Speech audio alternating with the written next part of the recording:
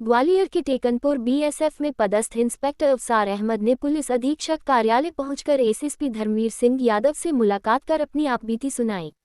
उन्होंने बताया कि लगभग एक माह पूर्व उनके पास फोन कॉल आया था जिसमें उनके मोबाइल का इस्तेमाल कर मनी लॉन्ड्रिंग की बात बोलकर डराया धमकाया था।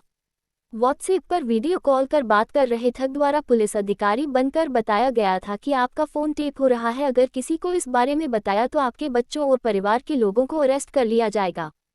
बीएसएफ के अधिकारी यहां अकेले रहते हैं, इसलिए वहां डर गए और फोन करने वालों की बात मानते चले गए।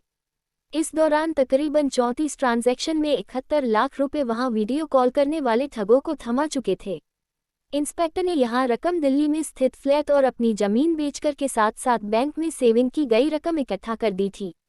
वहां इतना सहम चुके थे कि लगातार 1 महीने से ठगों के संपर्क में आने के बाद उनके कहे मुताबिक पैसे देते चले गए। इतना ही नहीं, जब उन्होंने डिजिटल अरेस्ट का विरोध किया तो उन्होंने यहां कहकर डरा दिया कि उनके द्वारा ही ये सारे जागरूकता अभियान चलाए जा रहे हैं। जब इस बात का पता अधिकारी के बेटे को चला तो इंस्पेक्टर को ठरकी का एहसास हुआ और उन्होंने बेटे की समझाइश के बाद अपने बेटे के साथ पुलिस अधीक्षक कार्यालय पहुंचे। फिलहाल पुलिस अधीक्षक ने बीएसएफ इंस्पेक्टर की बात को सुनने के बाद तत्काल साइबर क्राइम अधिकारी को बुलाकर अज्ञात ठगों के खिलाफ मामला दर्ज करने का निर्देश दिया है। साइबर क्राइम पुलिस ने मामला दर्ज करने के बाद अज्ञात आरोपियों की तलाश शुरू कर दी है। अभी मिस्टर अवसार अहमद मिले हैं। इन्होंने बताया है कि ये इंस्पेक्टर के रूप में बीएसएफ एकेडमी में पदस्थ हैं।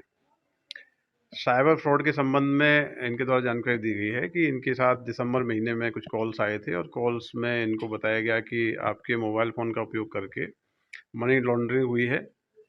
तो जो जानकारी इन्हें दी है उसके आधार पे इनको डिजिटल अरेस्ट रखा गया और डिजिटल अरेस्ट के माध्यम से काफ़ी बड़े अमाउंट ट्रांसफ़र कराए गए हैं। इनकी जो एप्लीकेशन है उसके आधार पे हमारे क्राइम ब्रांच थाने में एफआईआर दर्ज की जा रही है। एफआईआर दर्ज करके पूरा इन्वेस्टिगेशन करेंगे किस प्रकार के ट्रांजेक्शन्स हुए हैं और कौन कौन लोग इसमें इन्वॉल्व हैं। अभी कुछ बारे में तौर पर रहा है कितना ट्रांजैक्शन कुछ किया है? देखिए अभी तो उपस्थित हुए हैं, पूरा डिटेल एप्लीकेशन तैयार कर रहे हैं, उसके आधार पर हम लोग एफआईआर करेंगे। क्योंकि लंबी अवधि है, दिसंबर के स्टार्टिंग में इनको कॉल्स आना शुरू किए और पूरे दिसंबर के एंड तक इन्होंने पैसा ट्रांसफ़र किया है। कोई प्रॉपर्टी भी थी उसको भी सेल आउट किया है। जब इनका बेटा इनके संपर्क में आया, बेटे ने जब इनसे बातचीत की तब पूरी चीज़ें इन्होंने अपने परिवार में बताई हैं। अभी भी इन्होंने अपनी जो टेकनपुर एकेडमी है वहाँ के वरिष्ठ अधिकारियों को जानकारी नहीं दी है। तो एफआईआर दर्ज की जा रही है, इसके बाद इसमें इन्वेस्टिगेशन होगी। कहाँ रहते थे कुछ बताया इन्होंने, किस तरीके से इन्हें डिजिटल अरेस्ट किया? ये बेसिकली बीएसएफ टेकनपुर में पदस्थ हैं। इनको मोबाइल के जरिए व्हाट्सएप कॉल आया था। व्हाट्सएप कॉल के जरिए इनको आधार कार्ड बताया गया और आधार कार्ड में ये बताया गया कि इस आधार कार्ड का उपयोग करके कुछ अकाउंट्स खोले गए हैं। उन अकाउंट्स का उपयोग मनी लॉन्ड्रिंग में हुआ है।